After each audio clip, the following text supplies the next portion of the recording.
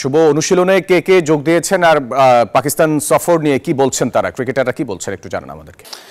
ফয়সাল, ধন্যবাদ আপনাকে। সকাল থেকে বাংলাদেশ দলের ক্রিকেটাররা অনুশীলন শুরু করেছে। জাতীয় দল গতকাল এ দলের ক্রিকেটার অনুশীলন করলো, আজকে জাতীয় দলের ক্রিকেটার অনুশীলন করছে। আমরা দেখাচ্ছি যে মূল মাঠে সেখানে কিন্তু ক্যাচিং প্র্যাকটিস করছেন খালেদ, নাহিদ রানা, মুস্তাফিজকে আমরা দেখতে পাচ্ছি। এতদিন ধরে কিন্তু তারা এই চলমান পরিস্থিতি সবকিছু মিলিয়ে তারা সেভাবে প্র্যাকটিস করতে পারেনি, কিন্তু যখন তারা মাঠে ফিরলো তখন পুরো দমে তারা অনুসরণ করছে। কারণ এরপরে পাকিস্তান সফর হয়েছে আগামী 10 তারিখে। বাংলাদেশ এ দল পাকিস্তানের উদ্দেশ্যে দেশ ছাড়বে, সেখানে 4 দিনে ম্যাচ খেলবে, 3টি ওয়ানডে ম্যাচ খেলবে। এরপরে কিন্তু এর মাঝে বাংলাদেশ জাতীয় দল যাবে 17 তারিখে।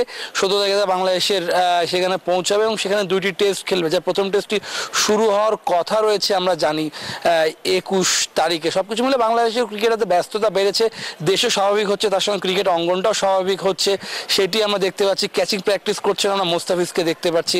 খালেদ রয়েছেন। পেস বোলাররা মূলত যখন বাংলাদেশ দলের পেস বোলাররা মাঠে তাদের গতি ঝড় তোলেন, সেখানে কিন্তু তারা ক্যাচিং প্র্যাকটিস করেছেন। আমরা শান্তকেও দেখতে পাচ্ছি, বাংলাদেশ দলের ক্যাপ্টেন নাজমুল হোসেন শান্ত, তিনিও কিন্তু প্র্যাকটিসের জন্য আসছেন, ক্যাচিং প্র্যাকটিসের জন্য আসছেন।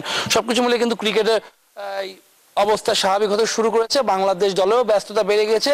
আগামী 10 তারিখে বাংলাদেশ এ দল পাকিস্তান দেশ ছাড়বে, বাংলাদেশ জাতীয় দল দেশ ছাড়বে 17 তারিখে। এই ছিল ফয়সাল আমার কাছে এখন পর্যন্ত মিরপুর থেকে সর্বশেষ।